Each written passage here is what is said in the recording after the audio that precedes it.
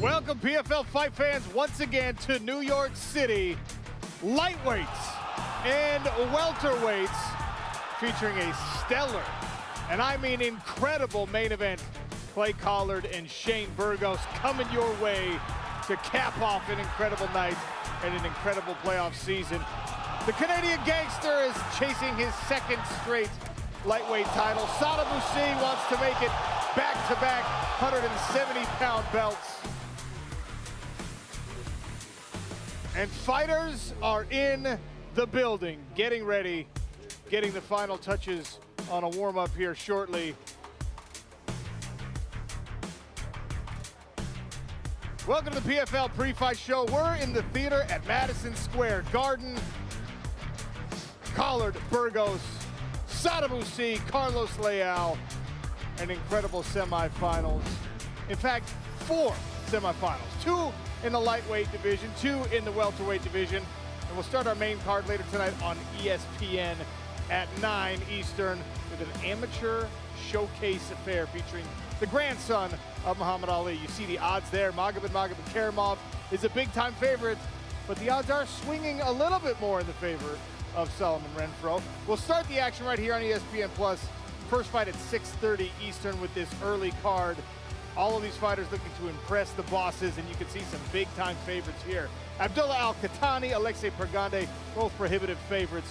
We'll figure out how we're betting those in just a little while. Sean O'Connell and Randy Couture and Dan Hardy here at Madison Square Garden. This is our final playoff event. After this, it's only the championships in 2023.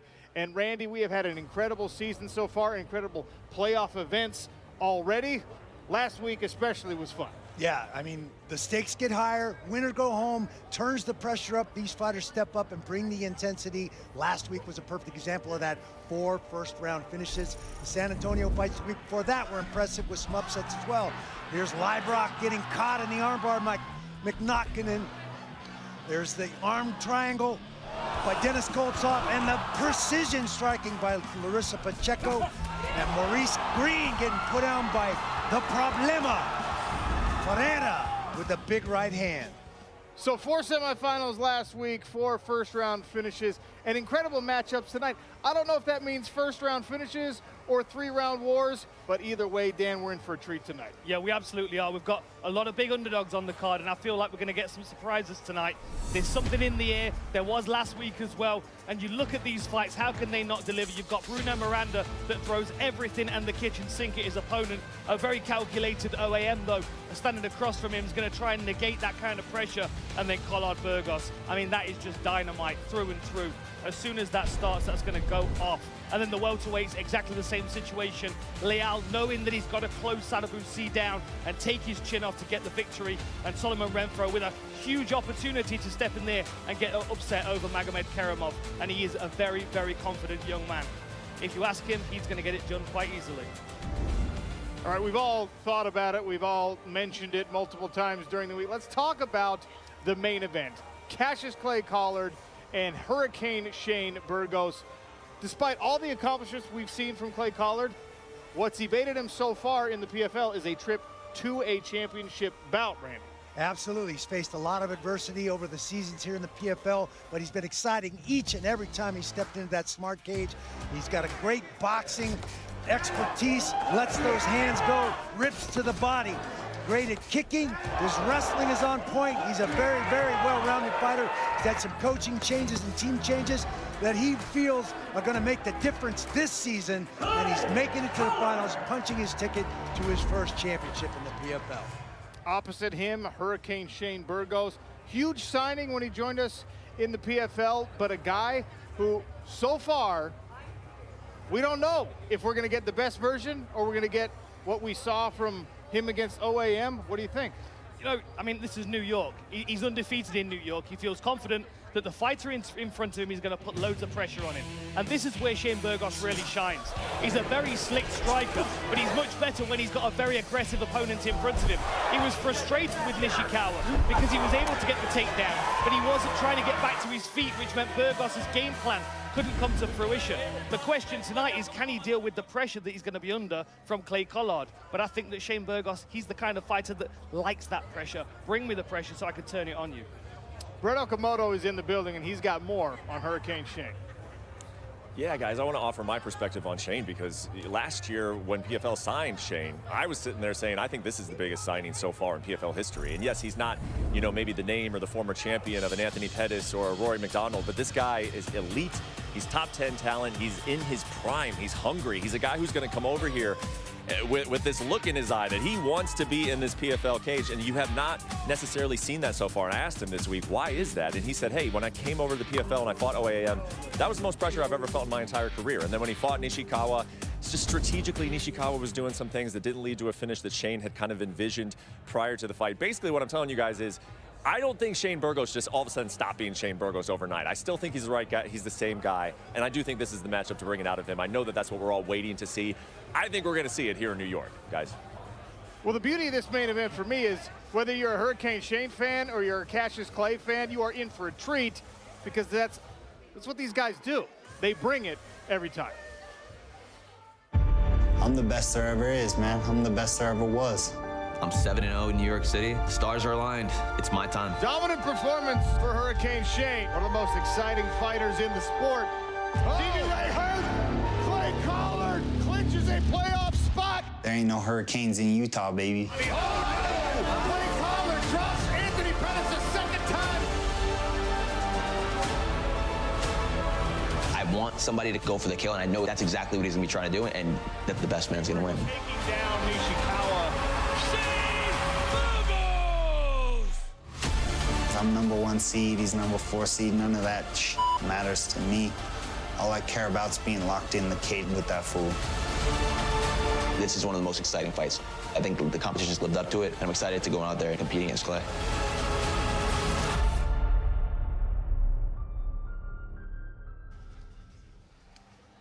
The fight itself is enough to get me all worked up and all excited, but also the line has been moving a little bit this week, so how are we betting our main event? Let's go to the experts, Jonathan Coachman and Ian Parker. Teach us. Oh, Sean, good evening once again. Now, we've heard perspective from both sides of the fence. That can make for a great fight, but it doesn't make it easy to pick a fight. Let's go ahead and compare the two fighters before I get to Ian Parker. And when you look at these two, they love to stand up and strike. They both know victory. They both know defeat. And they both love to throw punches, and a lot of them. But Ian Parker, you've heard the guys. We don't know which version of Shane Burgos we're going to see, but we know Clay Collard always comes to bring the fight. How are you handicapping this? Coach, what's interesting is that there's a version that wasn't talked about, and it's the version of Clay Collard we've seen this season. Him looking into that screen scared the daylights out of me. He's just got a different level of focus. Maybe it's because he's gotten destroyed by the judges in the last 2 seasons, and he's not allowing the judges to come into play. This line makes such little sense to me. I don't get it. Last week when we spoke, I thought Clay Collard was going to be -200 based on his performances, and that's not a knock on Shane Burgos. Burgos is not only coming to the PFL, different competition, he's also going up a weight class. He's not a weight bully in this division. So for me, Coach, the dog is going to be barking in the main event. I think this is Clay Collard's year to finally get to the finals and fight for $1 million. I think the pressure, the volume, the pace, it's going to be too much. Burgos starts a little slow sometimes. That's where Collard just doesn't stop. +114. Let's go.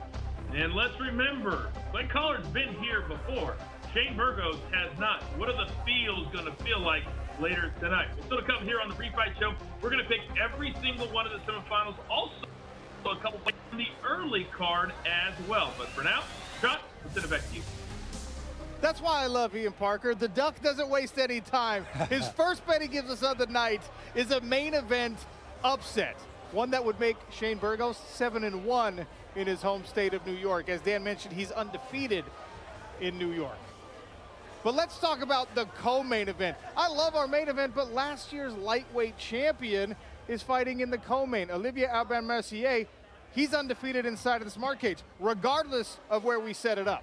You know, he's such a slick operator. He's got such a high fight IQ. He's very well measured, never overextends himself. He always forces his opponents to do the majority of the work, and then he capitalizes. He sees where the weaknesses are to exploit, and then he makes the most of them.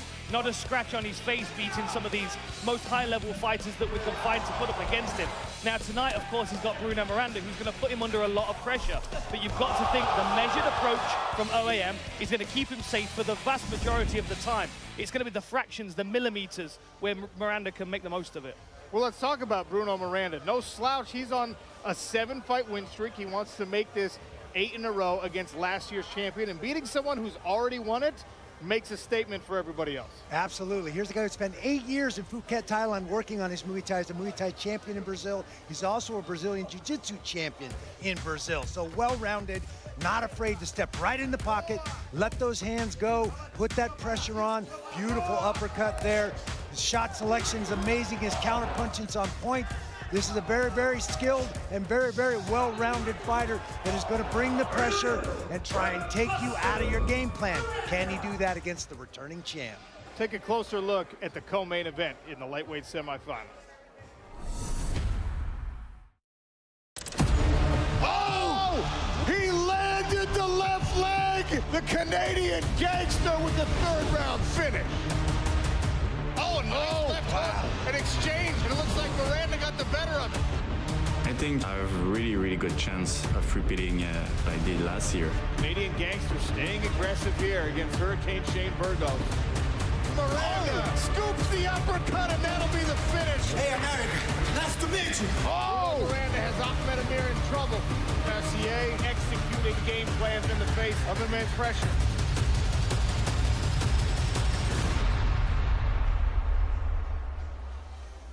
All right, those are our 2 lightweight semifinals. They will cap off your night, the co-main event, and of course, the main event that we already discussed.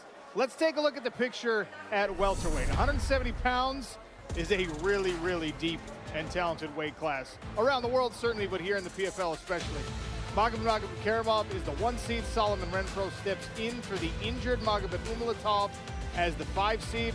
That's an interesting matchup we'll get to in just a second. And then the 2 versus 3, Carlos Leal and last year's welterweight champion, Sadibou Sy.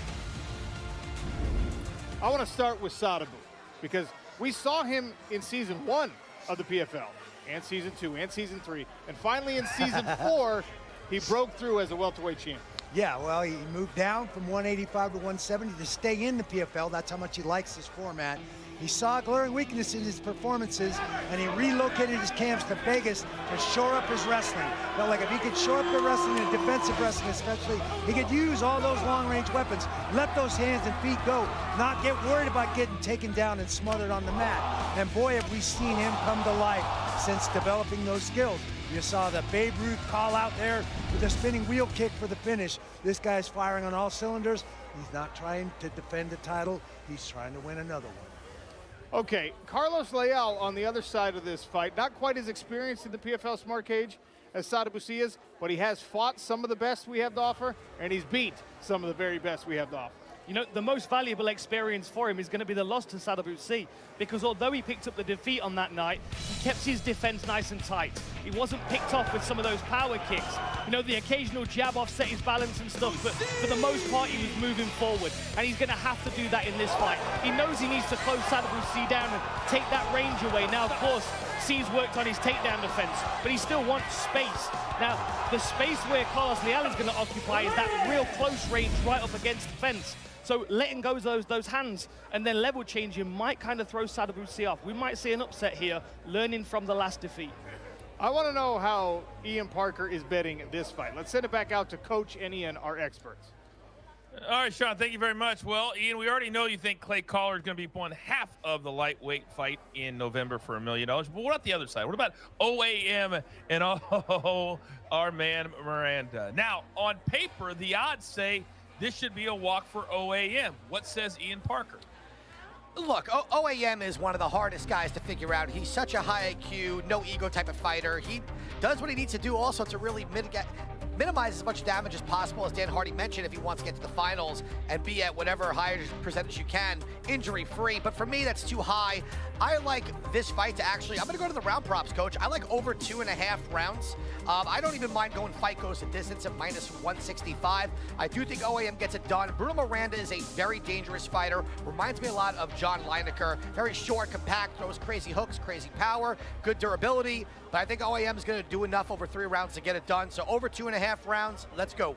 Yeah, historically, OAM kind of works his way into a fight. And now that the bonus points don't matter, I love this play. Let's switch gears now and go to the welterweights. And this is a matchup we've seen before. Sadibou is our reigning, defending, undisputed welterweight champion. Can he do it again? Tonight he takes on Carlos Leal. I think this fight, he's going to win again. You know what? Carlos Leal is very dangerous. Black belt jiu-jitsu, although we never see him use it.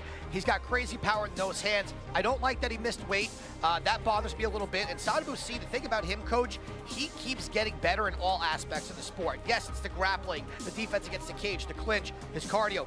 His striking, when you don't think it can get better, it does. And this number allows us to play it. I don't think it's going to be that much different. If anything, maybe Sadibou gets a finish. Who knows? But I don't think Leal is going to be able to get inside so easily. And if he does, C is so good at counter-striking. Let's go Sadibou at -192. For those of you new to MMA betting, kind of -200 is our baseline to give out a straight play. That is far from the number for our other welterweight fight. Magomed Karamov, Ian, tell me, what are you going to do? Well, look, Solomon Renfro is really a 155er who got the opportunity to jump into the PFL, and he made the most of it getting into the playoffs. You know, but for me, this is a tough fight for him. There really are very few holes in Magomed Karamov's game. And for Solomon Renfro, unless he can get in and close a distance and land a shot in the pocket, I don't see where else he wins this fight. I think he's very tough. I think this is a very good test for him this early in his career. But for me, I'm going to go under 2.5 rounds. The odds are still a little bit high, and even for the fight to not go the distance is -330. We're going to get that around anywhere from -190 to -215. It keeps fluctuating back and forth. At the moment, -238, Coach, that's usually above, but I'm so confident that we're going to go under. I'm going to take it anyway. I am confident too. I don't think this one goes out of the first round, to be quite honest with you. Now, speaking of the first round, last week, our Puncher's Chance bold prediction, it was all the way at the end of the night. You said Larissa Pacheco would get it done inside of 1 minute, and you were right. Where are we going this week? Well, this one is nothing like that. That one, she made that look too easy, right? Larissa Pacheco really came through there. This one, I'm going to go a little different. I'm going Sadibou, round 3, TKO for +1800. Coach, the reason being is Carlos Leal missing weight. He's going to be down a point. He essentially needs to get a finish. And I think he might burn that gas tank out in round 1 trying to get it done. And I think round 2, round 3 starts fading. In that 3rd round, Sadibou lands that shot, knocks him out, and we collect on +1800. Yeah, that shot you're talking about, a big old foot to the side of the head, is what he is absolutely known for. Well, still to come a little bit later here on the pre-fight show, we've got a couple more picks from the early card because it's a full slate tonight from Madison Square Garden. But for now, Sean O'Connell, voice of the PFL. Back to you. Face of the PFL, really, right? right? Ian already gave us his pick for our other welterweight semifinal, Maga versus Renfro. We'll talk about that one in just a second. Don't forget, we are driving towards an incredible main event. Cassius Clay Collard. All action, all the time, the hands, the knees, even the wrestling defense on this kid are absolutely incredible. It's the 3rd time the charm for him in the semifinal. And Hurricane Shane Burgos came into the PFL with so much pressure, so much hype. He says tonight is the night that he actually lives up to it.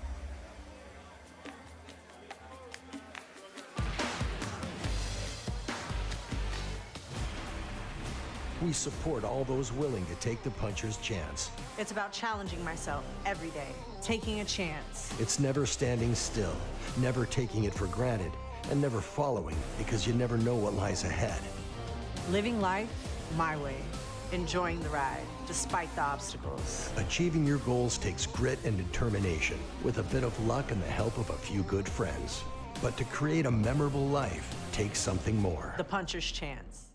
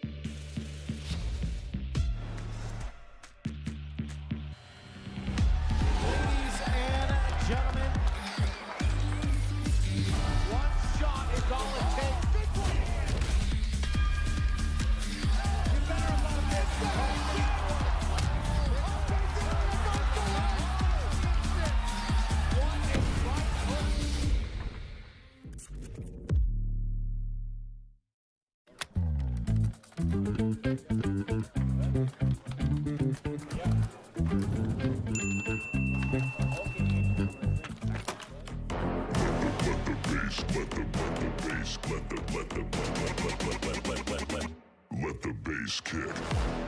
Let the bass kick. Let the bass kick. Let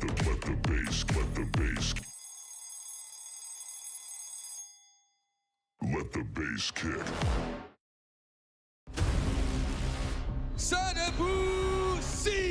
A dynamic striker, one championship so far. Last year I became the champion. I'm trying to build a legacy. We have a lot of work in front of us, and everything starts with the next fight, Carlos Leal. Carlos Leal! Oh, big right hand! Leal smells blood. E a minha mentalidade é a mesma, né? A preparação foi mais intensa. Quick six for Carlos Leal! I'm faster, more technical, smarter.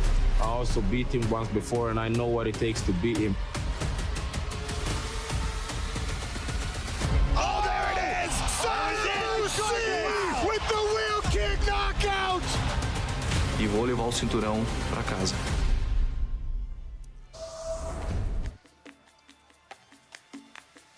Playoff semifinals tonight, and we're all pushing toward this. The PFL World Championship presented by Celsius.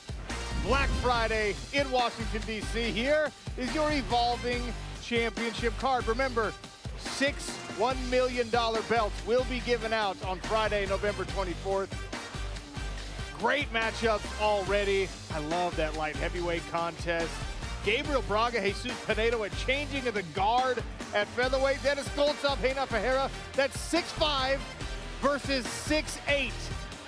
30 knockouts combined between those two guys. But tonight, it's about the lightweights and the welterweights. Here's our lightweight bracket. Clay Collard, Shane Burgos in our main event. Olivier Aubin-Mercier, Bruno Miranda. The 2-3 matchup in our co-main. Our welterweight playoff bracket. Sadibou Sy, last year's champion, is the 3 seed. He's taking on Carlos Leal in a feature, and Magomed Karamov, the number 1 seed, the season 1 welterweight champ, taking on Solomon Renfro, who had one opportunity to earn playoff points. He took advantage of that. We have yet to talk about that bout. Let's do so right now. I call him Magamillion. This is a guy who has very few weaknesses in his game. He's been snake bit by things like injuries and visa issues. That, in my opinion, is what has kept Magomed Karamov from being a multiple-time welterweight champion. He says the belt's coming back home. Yeah, I mean, it's hard not to believe him. You look at the skill set this guy brings to the smart cage. He can do everything. His kickboxing is super slick. We know he's got grappling. We know he's got submissions. I mean, really pick your poison. Where do you want to try and beat this guy? Fortunately, it's quite obvious for Solomon Renfro what he needs to do. There's a lot of things that he doesn't want to contend with.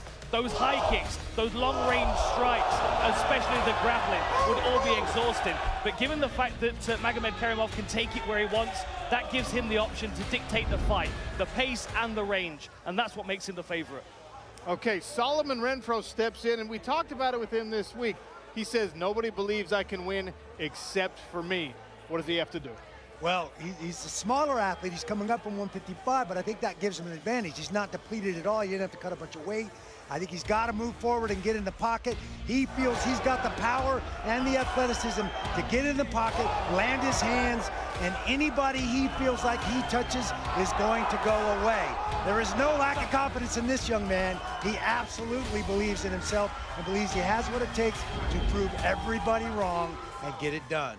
Maybe worth noting that Maga's only loss in the last several years has come against a fighter who's a lot shorter than him and has big-time punching power. That was Ray Cooper who pulled that one off. So, interesting matchup in our other welterweight semifinal. We're going to open our main card with a special amateur showcase feature. The grandson of Muhammad Ali, Biagio Ali Walsh, is just on an absolute streak, wrecking all of his opponents inside the first round. Does it continue tonight, Dan Hardy? You know, well, that's the expectation, but I can't imagine the pressure on this young man's shoulders. I mean, just starting an MMA career is daunting enough. All eyes are on this kid. We can see he's got great hands. He talks about that being genetic, because, of course, his brother's a very skilled boxer as well. But we know that Biagio wants to prove himself as a well-rounded mixed martial artist. We've seen great takedown defense. We need to see some grappling. And I think we're going to see a more diverse game from him tonight. More kicking and more grappling. And I think he's going to be forced to, because he's got a very tough opponent that can fight hard over 5 rounds and take a big punch.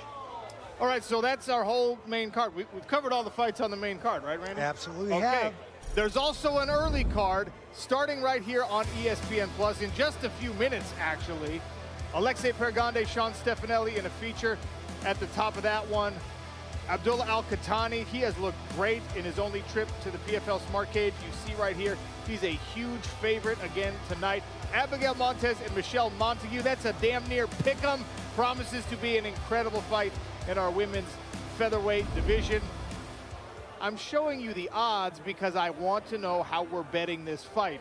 Our experts are here for that. Jonathan Coachman, Ian Parker. How we play in the early card? Oh, Sean, we want to focus on those two featherweight fights, the ladies and also the second with Abdul Al-Qahtani. But let's start with Montague and Abigail Montez. You said, Sean, that it's basically a pick'em. Ian Parker, do you believe that? The odds say that. I don't think so when it comes to this matchup. And what was interesting was Michelle Montague was an underdog earlier today. Now she's minus 118. I'm going with the wild one here. She has shown great wrestling where Montez is okay. I think she takes the back against the rear naked choke. That's how she's gotten most of her wins. Better wrestling, very strong physical specimen. Let's go Montague here. All right, quickly, let's go Abdul Al-Qahtani and David Zellner. What do you see here? Well, the odds are pretty high. I'm going over 2.5. Zellner, very durable, good defense. Al-Qahtani dynamic. I think this is going all three. All right, Sean, we'll be here throughout the night, but I want some fights. Let's go. I want some fights too. Sean O'Connell and Randy Couture and Dan Hardy. We're going to be here all night cage side as lightweights and welterweights look to punch their ticket to a $1 million championship opportunity.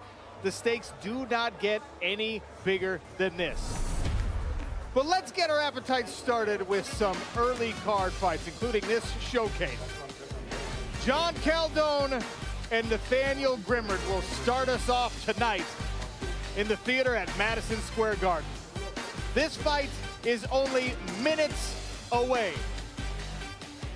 The tape is on, the gloves to follow. Next will be action inside the PFL Smart Cage and a full night of playoff fights.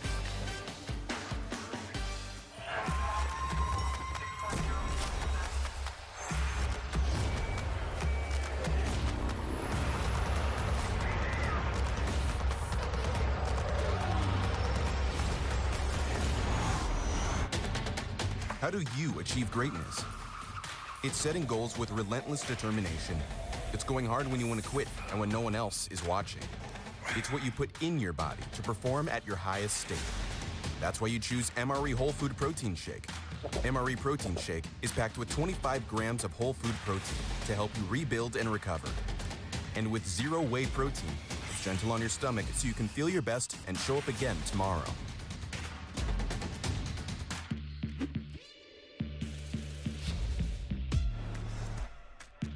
Hurricane Shane Burgos. Ladies and gentlemen, one shot is all it takes. You better love this.